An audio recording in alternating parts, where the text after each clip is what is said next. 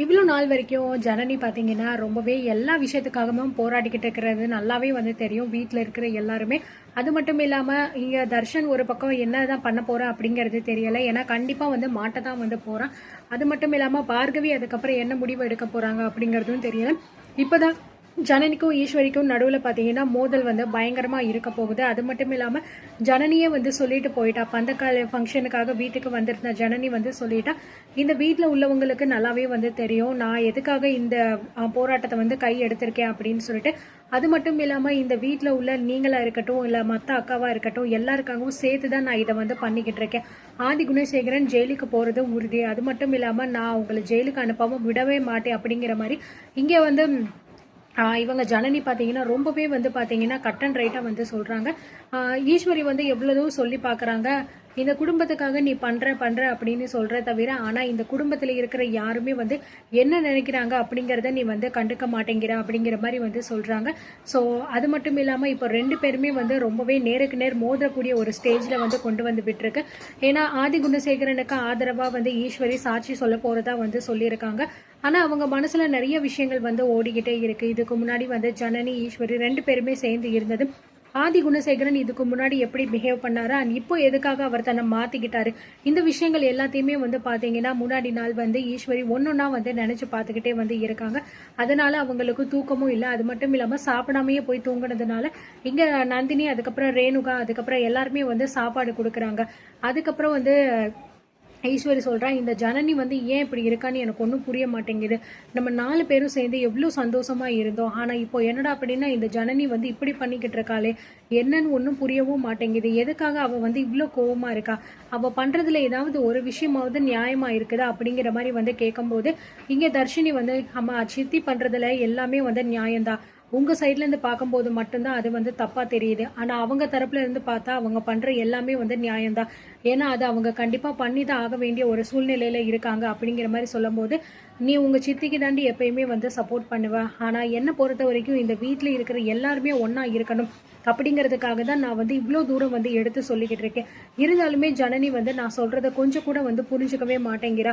எப்படியாவது அவரை வந்து ஜெயிலுக்கு அனுப்பியே தீருவேன் அப்படிங்கிற மாதிரி வந்து இருக்கா அப்படிங்கிற மாதிரி சொல்லிக்கிட்டே இருக்கும்போது அந்த நேரத்துல கரெக்டா வந்து கதிர் ஞானம் ரெண்டு பேருமே வந்து பாத்தீங்கன்னா ரூமுக்குள்ள வந்துட்டு, என்னாச்சு எதுக்காக எல்லாருமே இந்த நேரத்துல இப்படி நின்றுகிட்டு இருக்கீங்க அப்படின்னு சொல்லும் போது ஈஸ்வரி அதுக்கப்புறம் நந்தினி ரெண்டு பேருமே எந்திரிச்சு நிக்கிறாங்க. அதெல்லாம் ஒன்றும் இல்லை தம்பி, சும்மா தான் நாங்க பேசிக்கிட்டு இருக்கோம் அப்படிங்கிற மாதிரி சொல்றாங்க.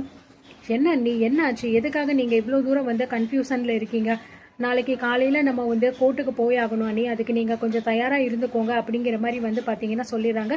கோர்ட்டுக்கு போறதுக்கு முன்னாடி உங்ககிட்ட வக்கீல் வந்து என்னென்ன விஷயங்கள் சொல்லுவாரோ அதை நீங்க அப்படியே வந்து கோர்ட்டில் வந்து சொன்னாலே போதும், மற்றபடி வேறு எதுவுமே வந்து நீங்கள் சொல்ல வேண்டாம் அப்படிங்கிற மாதிரி வந்து பார்த்தீங்கன்னா கதிரும் வந்து சொல்லிடுறாங்க. எதை பற்றியும் நீங்கள் நினைக்காதீங்க, கண்டிப்பாக வந்து நம்ம அண்ணனை வந்து காப்பாற்றிடலாம். அந்த ஜனனி என்ன வேணாலும் பண்ணட்டும், என்ன வேணாலும் நினைக்கட்டும், ஆனால் அவர் நினைக்கிறது எப்பயுமே வந்து நடக்காது அப்படிங்கிற மாதிரி வந்து சொல்லிடுறாங்க.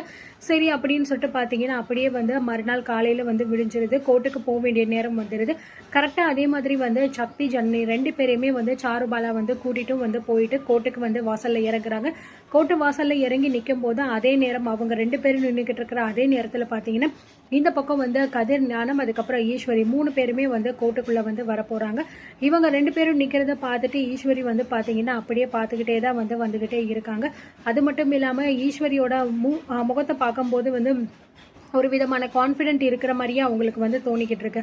அவங்க உண்மையிலேயே ஆதி குணசேகரனுக்கு ஆதரவாக தான் பேச போறாங்களா இல்லை ஜனனிக்கு ஒருவேளை ஆதரவாக பேச போறாங்களா அப்படிங்கிறது இங்கே ஒரு பெரிய ட்விஸ்டாக தான் இருந்துகிட்டு இருக்கு. ஸோ உடனே அவங்க உள்ளே போனதுக்கப்புறம் வந்து சாருபாலா சொல்கிறாங்க, பாத்தியா ஜனனி, ஈஸ்வரி அக்கா வந்து முன்ன மாதிரியே கிடையாது. அவங்களோட ஃபேஸை பாத்தியா, முன்ன விட இப்போ ரொம்ப அதிகமான கான்ஃபிடென்ஸ் இருக்கு. நான் அவங்கள வந்து தப்பானவங்க அப்படின்னு சொல்லிட்டு சொல்லலை. ஆனால் ஆதி குணசேகரன் கொடுத்த ஒரு சில நம்பிக்கை வார்த்தைகளால் அவங்க கொஞ்சம் தடுமாறி போயிருக்காங்க. இந்த ஒரு சூழ்நிலையை பயன்படுத்தி தான் ஈஸ்வரி வந்து இந்த மாதிரிலாம் வந்து பண்ணிக்கிட்டு இருக்காங்க. அது மட்டும் இல்லாமல் இந்த கேஸில் ஒரு நல்ல தீர்ப்பு வந்து கிடைக்கணும். அந்த தீர்ப்பு நீங்கள் எல்லாருமே ஒன்றா இருக்கிறது தான் வந்து விரும்ப போகுதா, இல்ல ஒட்டு மொத்தமா உன்னை அந்த குடும்பத்தை விட்டு பிரிச்சு வைக்க போகுதா அப்படிங்கிறது தெரியல. அதை இதுக்கப்புறம் தான் நம்ம வந்து பார்க்கணும் அப்படிங்கிற மாதிரி இந்த சாருபாலாவும் வந்து சொல்லிடுறாங்க. சரி, நான் உள்ள போயிட்டு வந்து என்ன ப்ரொசீஜர் அப்படிங்கிறத பார்த்துட்டு வரேன், அதுக்கப்புறம் நீங்க உள்ள வாங்க அப்படிங்கிற மாதிரி வந்து சொல்லிடுறாங்க. இந்த பக்கம் ஜனனியும் பார்த்தீங்கன்னா சக்தியை வந்து பார்த்துட்டு சரி வா நம்ம உள்ள போகலாம் அப்படிங்கிற மாதிரி சொல்லிட்டு 2 பேருமே ஆப்போசிட் டீம்ல வந்து உட்காந்துடுறாங்க. அதுக்கப்புறம் உள்ள வந்தோடனே கேஸ் வந்து நடக்க ஆரம்பிக்குது. இங்க ஜட்ஜும் வந்து கேட்குறாங்க, எதுக்காக இப்போ இந்த கோர்ட்டை வந்து நீங்க ரீட்ரையல் எடுத்திருக்கீங்க அப்படிங்கிற மாதிரி. அதுக்கு சாருபாலா வந்து சொல்றாங்க, இதுக்கு முன்னாடி வந்து ஆதி குணசேகரன் நிறைய குற்றங்களை வந்து பண்ணியிருக்காரு. ஆனா அது எல்லாமே வந்து மறைச்சு அவங்க வந்து ஜாமீன் அப்படிங்கிற விஷயத்தையே வந்து வாங்கியிருக்காங்க. அது மட்டும் இல்லாம ஏகப்பட்ட குற்றங்களுக்கு வந்து அவர் தண்டனை அனுபவிக்காமலே எப்படி ஜாமீன்ல இருக்கிறது எங்களுக்கு அது சரியா தோணல. அது மட்டும் இல்லாம அவர் வெளியில இருந்தாங்க அப்படின்னா கண்டிப்பா அந்த குடும்பத்துல உள்ளவங்களுக்கு ஆபத்து அப்படிங்கிறது நல்லாவே தெரியும். இருந்தாலுமே ஒரு சில பேர் அவருக்கு சப்போர்ட் பண்றாங்க அப்படிங்கிற காரணத்தினால அவர் வந்து ஃப்ரீயா சுத்திக்கிட்டு இருக்காரு. அதனால கண்டிப்பா வந்து அவர் மேல உள்ள கேஸ் பத்தின டீட்டெயில்ஸ் ஃபைல்ஸ் எல்லாமே உங்களோட டேபிள்ல நான் கொடுத்துருக்கேன். அது எல்லாத்தையுமே சரி பார்த்து அவருக்கு தேவையான தண்டனையை நீங்க கண்டிப்பா கொடுத்தாகணும் அப்படிங்கிற மாதிரி சாருபாலா சொல்லிக்கிட்டு இருக்காங்க. இந்த பக்கம் ஆதி குணசேகரனுக்கு ஆதரவா இருக்கக்கூடிய வக்கீல் வந்து சொல்றாரு, இவங்க போட்டது வந்து முற்றிலும் ஒரு பொய்யான ஒரு கேஸ் தான். தேவையில்லாம இவங்க வந்து நேரத்தை வீடடிக்கணும் அப்படிங்கிறதுக்காக தான் இந்த மாதிரி போட்டிருக்காங்க. அதுவும் பாத்தீங்கன்னா ஒரு குடும்பத்துல வாக்கப்பட்டு வந்த ஒரு மருமக இந்த மாதிரி எல்லாம் பண்றது அப்படிங்கிறது அவ்வளோ நல்லா இல்லை அப்படிங்கிற மாதிரி சொல்லும் போது உடனே ஜட்ஜ் வந்து கேக்குறாங்க, அதையெல்லாம் இருக்கட்டும், இப்போ இந்த கேஸ்ல சம்பந்தப்பட்டது ஆதி குணசேகரன் தானே, எங்க அவரை காணோம் அப்படிங்கிற மாதிரி வந்து கேட்கும்போது எல்லாருமே பாத்தீங்கன்னா ரொம்பவே பரபரப்பா வந்து அந்த வக்கீலையும் சரி பிளஸ் அங்க உட்காந்துக்கிட்டு இருக்கிற ஈஸ்வரி, கதிர், ஞானம் இவங்க 3 பேர்த்தையுமே வந்து பாத்துக்கிட்டு இருக்காங்க. ஜட்ஜ் கேக்குறாங்க, என்ன நான் கேக்குறது உங்களுக்கு காதுல விழுகுதா இல்லையா? இந்த கேஸ் இப்போ ஆதி குணசேகரனுக்காக தானே வந்து கொடுத்துருக்கீங்க. அப்படி இருக்கும்போது பொய் கேஸ் தான் போட்டிருக்காங்க அப்படின்னு சொல்றீங்க, அதை நிரூபிக்க வேண்டிய ஆள் எங்க? ஆளே வராம நீங்க பாட்டுக்கு வந்து உட்காந்துக்கிட்டு இருக்கீங்க அப்படின்னா என்ன அர்த்தம்? எங்க அவரு அப்படிங்கிற மாதிரி வந்து கேட்கும்போது அங்க வக்கீலுக்கு வந்து பாத்தீங்கன்னா எதுவுமே வந்து சொல்ல முடியல. அப்படியே அமைதியாவே வந்து உட்காந்துக்கிட்டு இருக்காரு. அந்த நேரம் பார்த்து கதிர் வந்து எந்திரிச்சு பேசலாம்னு நினைக்கும் போது, யார் நீங்க? எதுக்காக நீங்க சம்மந்தம் இல்லாம ஊடல பேச எந்திரிக்கிறீங்க? உட்காருங்க, உங்க மேல கேஸ் இருக்கா என்ன அப்படிங்கிற மாதிரி கேக்குறாங்க. இல்ல மேடம், அது வந்து எங்க அண்ணன், உங்க மேல கேஸ் இல்லைன்னா நீங்க எதுவும் பேசக்கூடாது, வாய் மூடிட்டு பேசாம உட்காருங்க. நான் கேட்டது வக்கீல் கிட்ட மட்டும்தான். இந்த கேஸுக்கு சம்பந்தப்பட்ட ஆளு இல்லாம எப்படி நீங்க இந்த கேஸை வந்து பொய் அப்படின்னு சொல்லிட்டு சொல்லுவீங்க? அப்போ இவங்க உண்மையை நிரூபிச்சு அவரை நாங்க ஜெயில போட்டக்கூடாது அப்படிங்கிறதுக்காக நீங்க ஆளை வந்து வர வைக்காமயே வந்து இந்த கேஸை அப்படியே தள்ளி போடலாம் அப்படின்னு நினைச்சுக்கிட்டு இருக்கீங்களா அப்படிங்கிற மாதிரி வந்து பாத்தீங்கன்னா ஜட்ஜ் வந்து ரொம்பவே கட் அண்ட் ரைட்டா வந்து பேசிக்கிட்டே இருக்காரு.